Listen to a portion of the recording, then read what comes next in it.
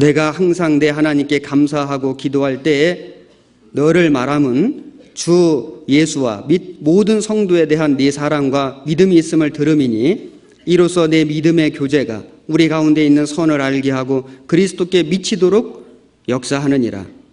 형제여, 성도들의 마음이 너로 말미암아 평안함을 얻었으니 내가 너의 사랑으로 많은 기쁨과 위로를 얻었노라. 여기 빌레몬의 가정은 정말 축복된 가정이었습니다.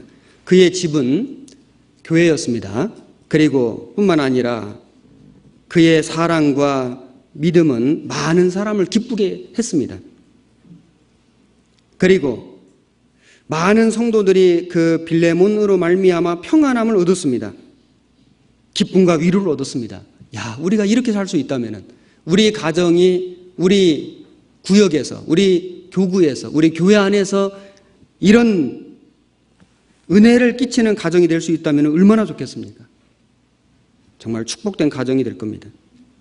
자, 빌레몬은 재산을 훔쳐서 도망간 오네시모를 용서해 달라는 바울의 편지를 받고 있습니다.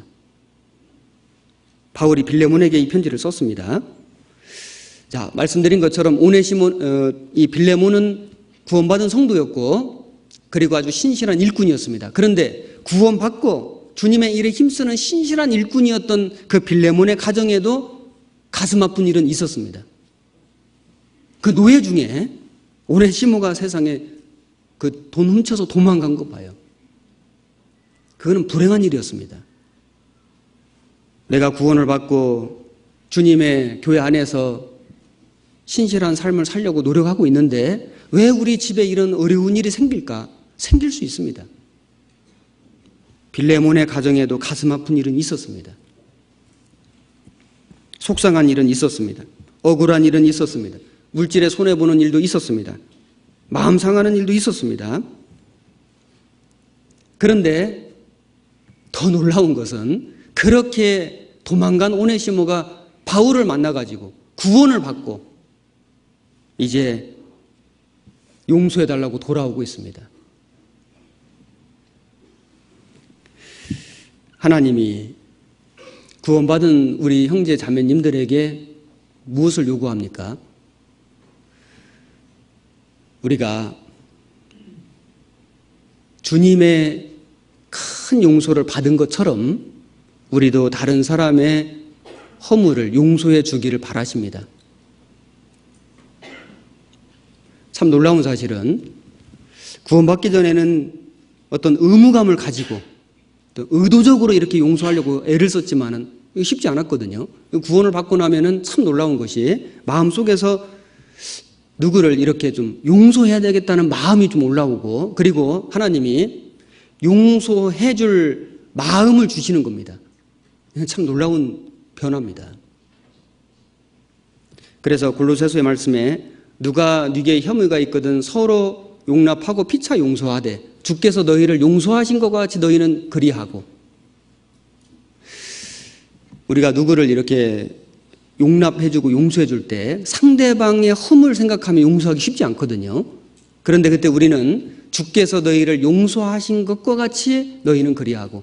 그러니까 다른 사람의 흉허물을 용서해줄 수 있는 비결이 주님이 나를 용서해주신 그 사실인 겁니다.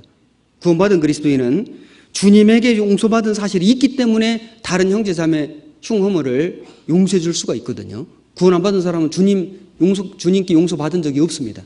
다른 사람 흉허물을 용서해줄 능력이 없습니다.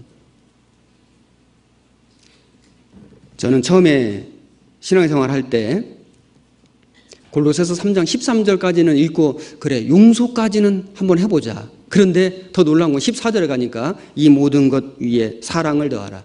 이는 온전하게 매는 띠니라. 이 말씀 읽고 기절할 뻔했습니다. 아니, 누가 나에게 엄청난 손해를 끼쳤는데 내 마음을 아주 많이 상하게 했는데 그 사람을 용서하는 것까지는 한번 해보자. 왜? 주님께 나도 받은 용서가 있으니까. 그런데 그 뒤에 이 모든 것 위에 사랑을 더하라. 이는 온전하게 매는 띠니라. 정말 저는 그 말씀 읽을 때 야, 이것이 주님의 뜻이구나. 그런데 이것을 실천할 수 있는 사람은 오직 그리스도인밖에 없습니다. 우리는 주님에게 용서만 받은 것이 아니라 주님의 사랑도 받았거든요. 그 유명한 청교도 전도자 중에 존 오웬이라고 하는 사람이 있는데 그가 그리스도인의 용서와 사랑을 이렇게 비유로 얘기했습니다. 마치 교회는 이 한뭇 나무를 이렇게 옮기는 것과 같다. 이렇게 얘기했습니다. 무슨 얘기냐면은 우리가 어떤 나뭇가지들을 모아가지고 이렇게 이제 옮긴다고 생각했을 때 이 나뭇가지들은 모양이 제각각이거든요. 어떤 것은 좀 길고, 어떤 건 좀 짧고, 어떤 것은 좀 이렇게 똑바른데 어떤 건 굽어 있습니다. 어떤 건 좀 두껍고 어떤 건 가늘거든요. 아주 제각각입니다. 산에 가서 이렇게 나뭇가지를 이렇게 주워가지고 뭐 땔감으로 쓴다든지 이런 일을 할 때 불규칙하잖아요. 자, 그래서 이렇게 아름 이렇게 나뭇가지를 옮기려고 할 때 쉬운 일이 아닌데요. 그때 이것만 있으면 됩니다. 뭐가 있으면 될까요? 끈 하나만 있으면 되거든요. 사실 교회 안에는 여러 모양의 형제 자매님들이 계십니다. 성품도 가지각색이고 형편도 다양합니다.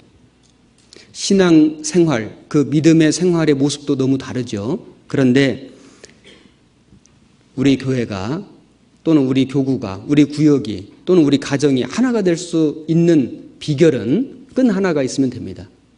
사랑의 끈입니다. 그것만 있으면 됩니다. 그러면 우리는 누구든지 다 하나로 묶어질 수 있습니다.